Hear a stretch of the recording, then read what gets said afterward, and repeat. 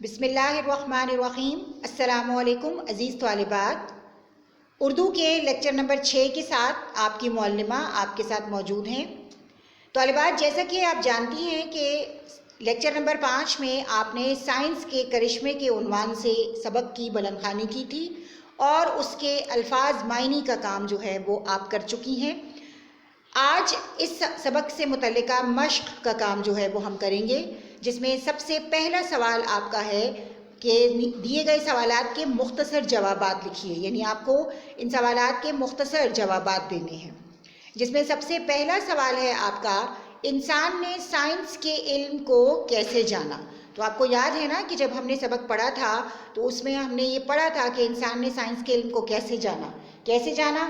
پتھروں کو رگڑ کر آگ جلانے، اپنے بدن کو کپڑوں سے ڈھانپنے اور دیگر چیزوں کا شعور حاصل کرنے سے انسان نے سائنس کے علم کو جو ہے وہ جانا ہے۔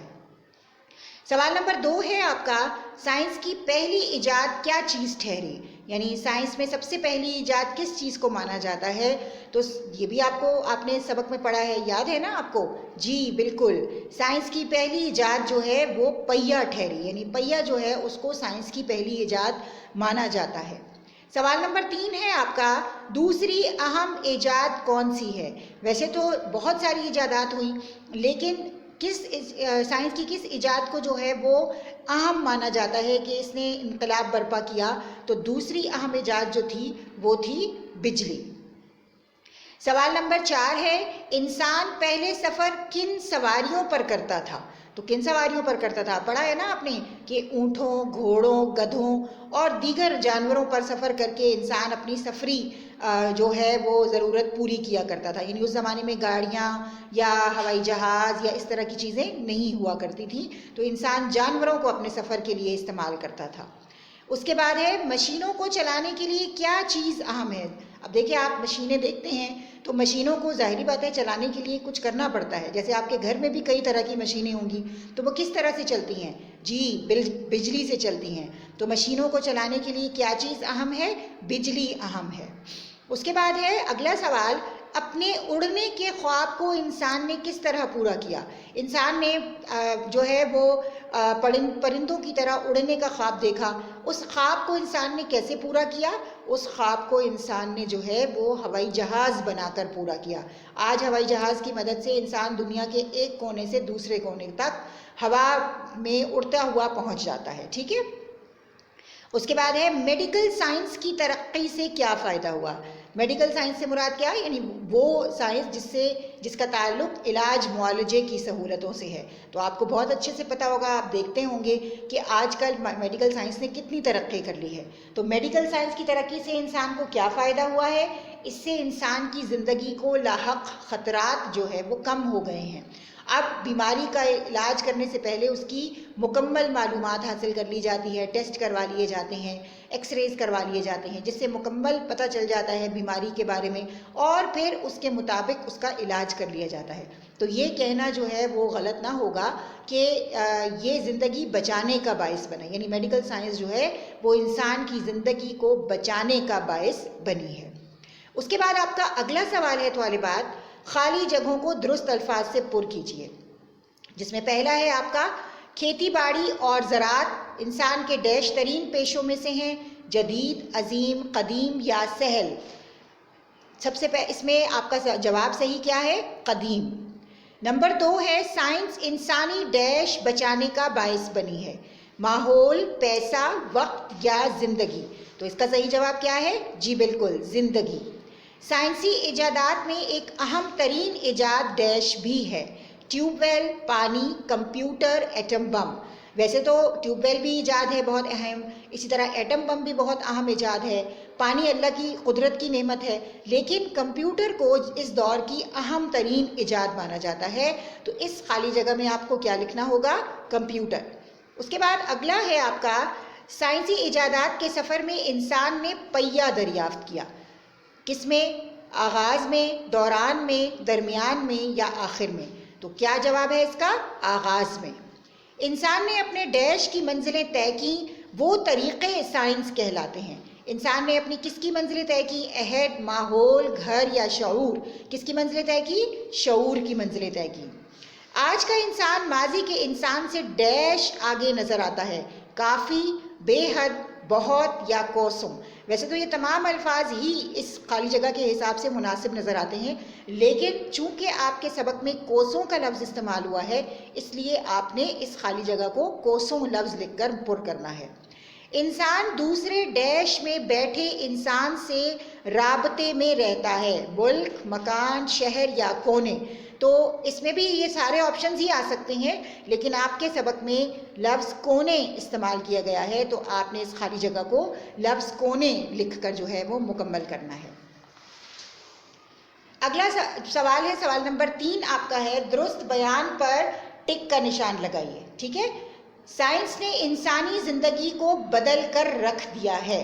بالکل، یہ بالکل صحیح بات ہے، تو آپ نے اس پر ٹک کا نشان لگا دینا ہے۔ پھر ہے، پہلے لوگ بیل گاڑیوں پر سفر کرتے تھے، تو یہ بات بھی بالکل صحیح ہے، آپ بیل گاڑیوں پر سفر کرتے تھے، لوگ جو ہے وہ بیل گاڑیوں پر، یعنی بیل بھی تو ایک جانور ہے نا، آپ نے پڑھا کہ جانوروں پر سفر کیا کرتے تھے، تو جانوروں کے پیچھے چھوٹی چھوٹی گاڑیاں لگا کر سفر کرتے تھے، تو یہ بات بھی بالکل ٹھیک ہے۔ سائنس میں مسلمانوں نے بے حد ترقی کی تھی۔ جی بالکل، پرانے زمانے میں سب سے پہلے جو ترقی سائنس کے میدان میں ہوئی وہ مسلمانوں نے ہی کی تھی، تو یہ بات بھی صحیح ہے۔ آج تمام مسائل کا حل صرف کمپیوٹر کے پاس ہے۔ جی بالکل، یہ بات بھی بالکل ٹھیک ہے، کمپیوٹر کے پاس تمام مسائل کا حل موجود ہے۔ اس کے بعد اگلا سوال ہے آپ کا، دیے گئے الفاظ کو اپنے جملوں میں استعمال کیجیے۔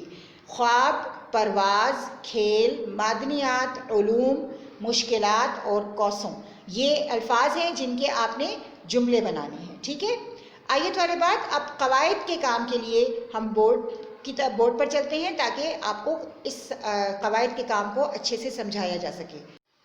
طالبات یہ دیکھیے، آپ کی کتاب میں جو قواعد کے کام میں جو آپ کے پاس تعریف ہے وہ ہے حروف تاکید کی۔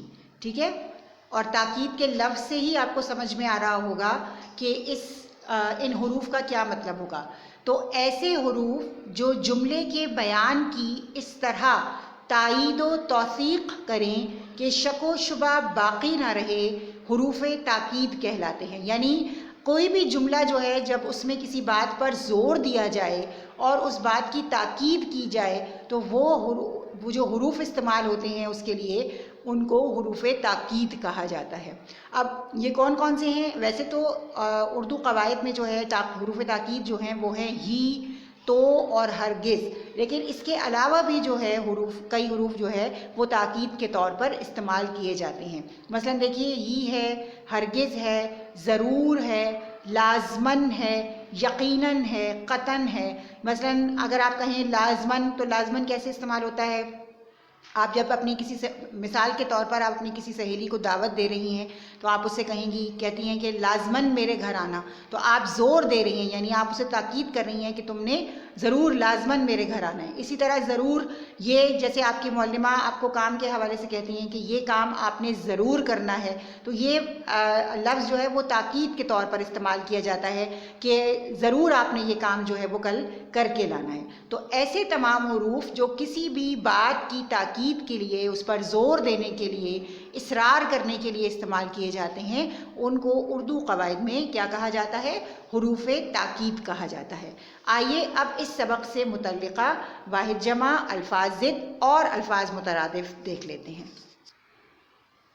یہ دیکھیے طالبات، آپ کے سبق کے میں موجود واحد الفاظ اور ان کی جمع ہے، اسی طرح الفاظ ہیں جن کی آپ کو ضد بتائی جائے گی، اور ایسے الفاظ جن کے مترادف جو ہے وہ موجود ہیں۔ تو یہ آپ کے لیے یہاں پر لکھ دیے گئے ہیں اور ان کو ابھی میں پڑھ کر آپ کو بتا رہی ہوں۔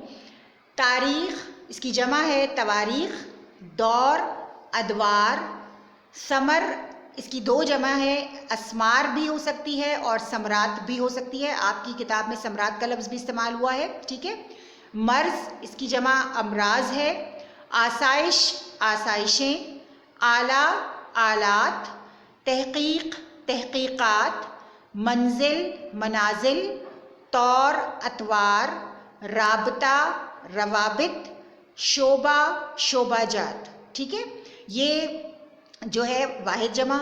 उसके बाद आ जाते हैं अल्फाज ज़िद पर। इल्म, जोहल, तह, सतह, सहल, मुश्किल, ख्वाब, हकीकत, मसनूई, कुदरती, तरक्की, तनज़्ज़ुली, इनकार, इकरार, सफ़र, हज़र, अंजाम, आगाज़, बाखबर, बेखबर, क़ब्ल, बाद। ठीक है।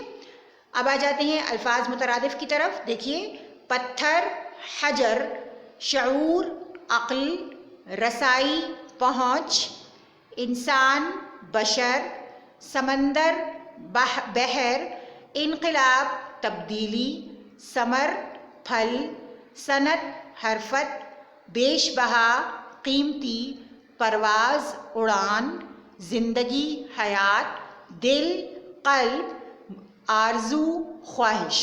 अब तालिबात, ये कुछ मखसूस वाहिद जमा अल्फाज ज़िद और अल्फाज मुतरादिफ हैं जो आपके लिए बोर्ड पर तहरीर किए गए हैं। आपने क्या करना है कि आपने PDF की मदद से जो है वो ये तमाम वाहिद जमा अल्फाज ज़िद और अल्फाज मुतरादिफ जो है वो अपनी कॉपियों में उतार लेने हैं। इसी तरह आपने हुरूफ़ ताकीद जो अभी हमने पढ़े उनकी तारीफ़ जो है वो पहले लिखनी है, और उसके बाद आपकी किताब का सवाल नंबर 6 है कि आपको हुरूफ़ ताकीद इस्तेमाल करते हुए 5 जुमले बनाने हैं। तो वो सवाल भी आपने अपनी क़वाइद की कॉपी में करना है। यानी आप पहले हुरूफ़ ताकीद की तारीफ़ लिखेंगे और फिर उसके बाद 5 जुमले मुख्तलिफ हुरूफ़ ताकीद जो है वो इस्तेमाल करते हुए आपने 5 जुमले भी अपनी क़वाइद की कॉपी में बनाने हैं। इसके साथ साथ वाहिद जमा, अल्फाज ज़िद और अल्फाज मुतरादिफ का काम भी आपने अपनी कॉपी में ही करना है।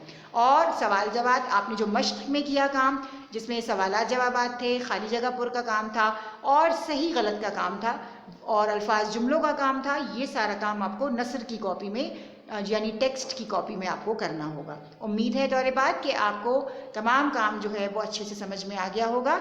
अगली क्लास तक के लिए अपनी मौलिमा को इजाज़त दीजिए। फ़ी अमानिल्लाह।